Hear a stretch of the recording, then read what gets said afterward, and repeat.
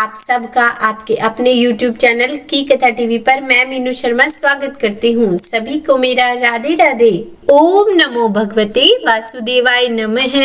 और आज की इस वीडियो में आप रसपान करेंगे वैशाख मास महात्म्य के 25वें अध्याय का, जिसमें हम धर्म वर्ण की सुंदर कथा को सुनेंगे कि कैसे उसने अपने पितरों को नरक से मुक्ति दिलाई। तो इसीलिए हो सके तो वीडियो को पूरा देखिएगा, कथा को पूरा सुनिएगा। और अगर वीडियो अच्छी लगे तो लाइक एंड शेयर कीजिएगा और चैनल पर नए हैं सब्सक्राइब नहीं किया है तो सब्सक्राइब भी कर ही दीजिएगा। और अब हम आज का यह 25वां अध्याय शुरू करने से पहले चलिए आपको बता देते हैं कि कल 24वें अध्याय में क्या हुआ था। तो कल 24वें अध्याय में हमने शंख नामक महायशस्वी ब्राह्मण की कथा सुनी थी। और अब हम आज का यह 25वां अध्याय भगवान श्री गणेश का ध्यान करते हुए शुरू करते हैं। तो बोलिए श्री गणेश भगवान की जय। मिथिलापति के राजा श्रुत कीर्ति ने महामुनि स्तुतदेव से पूछा कि हे ब्राह्मण, इस वैशाख मास में कौन कौन सी तिथियां पुण्यदायिनी हैं? तब श्रुतदेव जी महाराज बोले कि सूर्य के मेष राशि में स्थित होने पर वैशाख के इस पवित्र महीने में 30 तिथियां पुण्यदायिनी मानी गई है। एकादशी में किया हुआ पुण्य कोटि गुना होता है। उसमें स्नान, दान, तपस्या, होम, देव पूजा, पुण्य कर्म एवं कथाओं को सुना जाए तो वह सभी मुक्ति देने वाली है। जो रोग आदि से ग्रस्त और दरिद्रता से पीड़ित हो वह मनुष्य इस पुण्यमयी कथा को सुनकर संतुष्ट और प्रसन्न होते हैं। वैशाख का यह पवित्र महीना मन से सेवन करने योग्य है, क्योंकि यह समय उत्तम गुणों से युक्त होता है। दरिद्र, पंगु, अंधा, नपुंसक, विधवा, साधारण स्त्री, पुरुष, बालक, युवा, वृद्ध तथा रोग से पीड़ित मनुष्य ही क्यों न हो, वैशाख मास का धर्म सबके लिए अत्यंत सुख साध्य है। परम पुण्यमयी वैशाख के इस पवित्र महीने में जब सूर्य मेष राशि में स्थित हो तब पाप नाशिनी अमावस्या कोटि गया के समान फल देने वाली है। हे राजन, जब पृथ्वी पर राजश्री सैवारणिक शासन था उस समय 30वें कलयुग के अंत में सभी धर्मों का लोप हो चुका था। उसी समय अनर्थ देश में धर्मवर्ण नाम से विख्यात एक ब्राह्मण थे। मुनिवर धर्मवर्ण ने उसी कलयुग में ही किसी समय महात्मा मुनियों के सप्तर्याग में सम्मिलित होने के लिए पुष्कर क्षेत्र की यात्रा की। वहाँ कुछ व्रतधारी महर्षियों ने कलयुग की प्रशंसा करते हुए कहा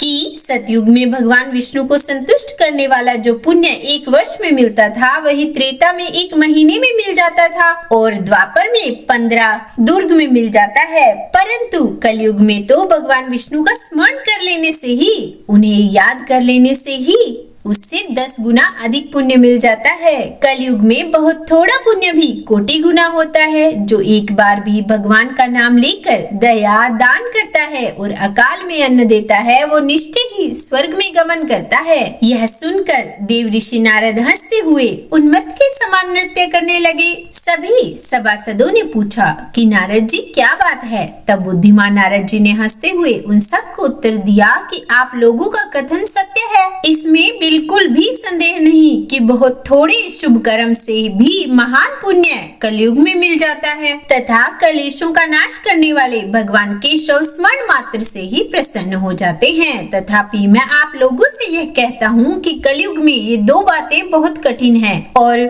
वो 2 बातें कौन सी है? पहला शिशेंद्रिय और दूसरा है जिह्वा। इन दोनों को वश में रखना। ये दोनों कार्य जो सिद्ध कर ले वही नारायण स्वरूप है।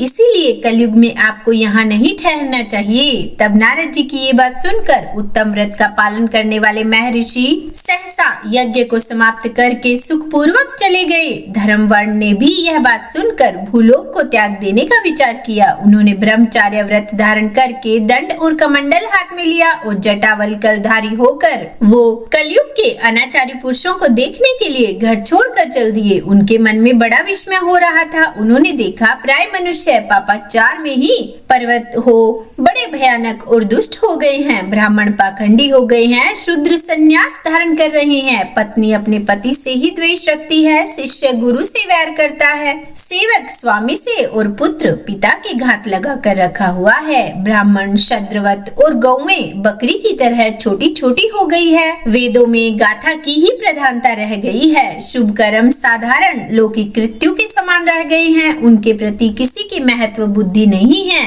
भूत प्रेत और पिशाच आदि की उपासना चल पड़ी है। सब लोग मैथुन में आसक्त हैं और उसके लिए अपने प्राण भी खो बैठते हैं। सब लोग झूठी गवाही देते हैं। मन में सदा छल और कपट भरा रहता है। कलयुग में सदा लोगों के मन में कुछ और, वाणी में कुछ और तथा क्रिया में कुछ और ही देखा जाता है। सबकी विद्या किसी न किसी स्वार्थ को लेकर ही होती है और केवल राजभवन में उसका आदर होता है। संगीत आदि कलात्मक विद्याएं भी राजाओं को ही प्रिय है। कलयुग में अधम मनुष्य पूजे जाते हैं और श्रेष्ठ पुरुषों की अवहेलना होती है। कलयुग में वेदों के विद्वान ब्राह्मण दरिद्र होते हैं। लोगों में भगवान की भक्ति नहीं होती। पुण्य क्षेत्र में पाखंड अधिक होता है। शूद्र लोग जटाधारी तपस्वी बनकर धर्म की व्याख्या करते हैं। सभी मनुष्य अल्पायु, दयाहीन और शट यानी कि मूर्ख होते हैं। कलयुग में प्राय सभी धर्मों के व्याख्याता बन जाते हैं। व्याख्याता मतलब व्याख्या करने वाले, अलग अलग अपनी अपनी सोच देने वाले और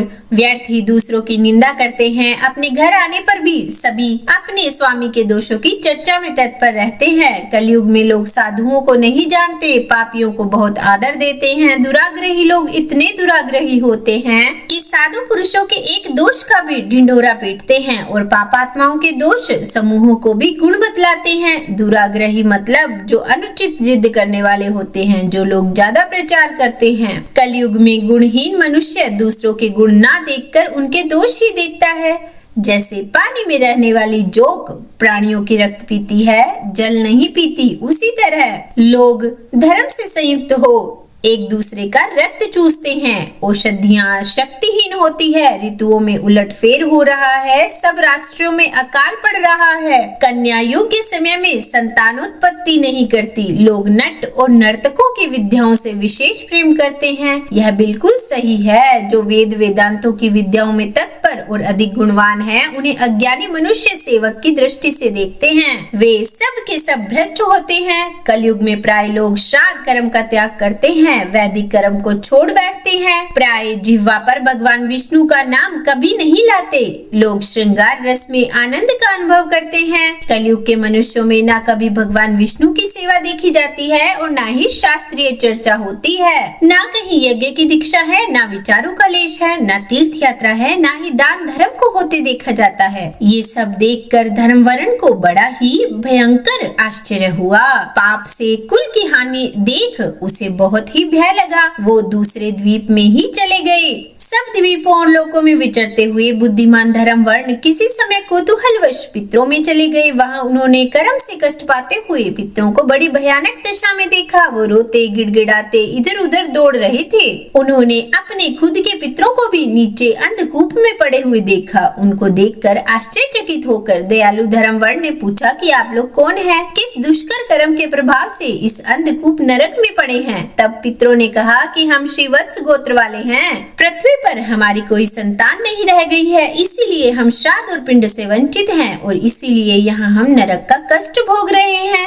संतानहीन दुरात्माओं का अंधकूप में पतन होता है। हमारे वंश में एक ही महायशस्वी पुरुष है जो धर्म वर्ण के नाम से विख्यात है, किंतु वह भी विरक्त होकर अकेला घूमता फिरता है। उसने गृहस्थ धर्म को नहीं स्वीकार किया। वो एक ही मनुष्य है हमारे कुल में बचा है। उसकी भी आयु क्षीण हो जाने पर हम लोग घोर अंधकूप में गिर पड़ेंगे, जहाँ से फिर निकलना कठिन होगा। इसीलिए तुमसे प्रार्थना है कि तुम पृथ्वी पर जाकर धर्म वर्ण को समझाओ। हम लोग दया के पात्र हैं। हमारे वचनों से उसको यह बताओ कि हमारी वंश रूप दुर्वा को काल रूपी चूहा प्रतिदिन खा रहा है। सारे वंश का नाश हो गया है। एक तुम ही बचे हो। जब तुम भी मर जाओगे तब संतान परंपरा ना होने के कारण तुम्हें भी अंधकूप नरक में गिरना पड़ेगा। इसीलिए गृहस्थ धर्म को स्वीकार करके संतान की वृद्धि करो।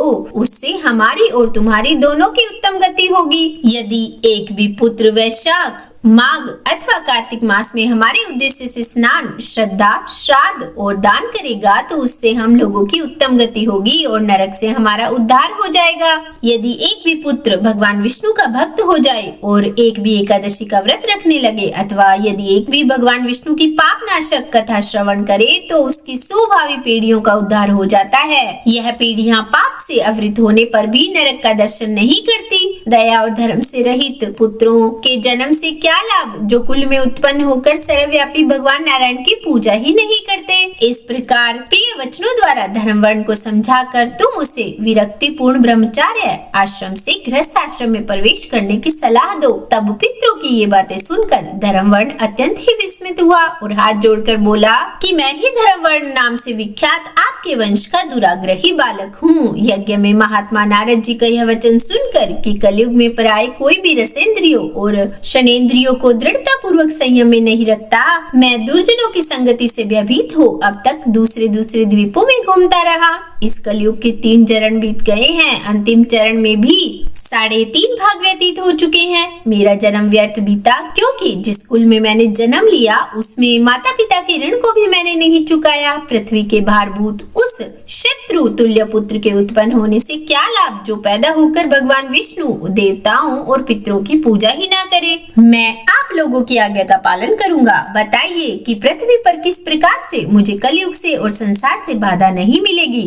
धर्म वर्ण की बातों को सुनकर पितरों के मन को कुछ आश्वासन मिला। वो बोले, बेटा तुम गृहस्थ आश्रम स्वीकार करके संतानोत्पत्ति के द्वारा हमारा उद्धार करो। जो भगवान विष्णु की कथा में अनुरक्त होते हैं, निरंतर श्री हरि का स्मरण करते हैं और सदाचार के पालन में तत्पर रहते हैं, उन्हें कलयुग बाधा नहीं पहुंचाता। हे पुत्र, जिसके घर में शालिग्राम शिला अथवा महाभारत की पुस्तक हो उसे भी कलयुग बाधा नहीं दे सकता। जो वैशाख मास के धर्मों का पालन करता है, माघ स्नान में तत्पर रहता है और कार्तिक में दीप दान करता है, उसे भी कलयुग की बाधा कभी प्राप्त नहीं होती। जो प्रतिदिन महात्मा भगवान विष्णु की पाप नाशक और मोक्षदायिनी दिव्य कथा को सुनता है, जिसके घर में बलेश्वर देव रहते हैं, शुभकारिणी तुलसी स्थित होती है तथा जिसके आंगन में गौ माता रहती है, उसे भी कलयुग बाधा नहीं देता। इसीलिए इस पापात्मक युग में तुम्हें कोई भय नहीं है। इसीलिए बेटा तुम शीघ्र पृथ्वी पर जाओ। और क्योंकि इस समय वैशाख मास चल रहा है तो यह सबका उपकार करने वाला मास है। सूर्य के मेष राशि में स्थित होने पर इसकी सभी तिथियां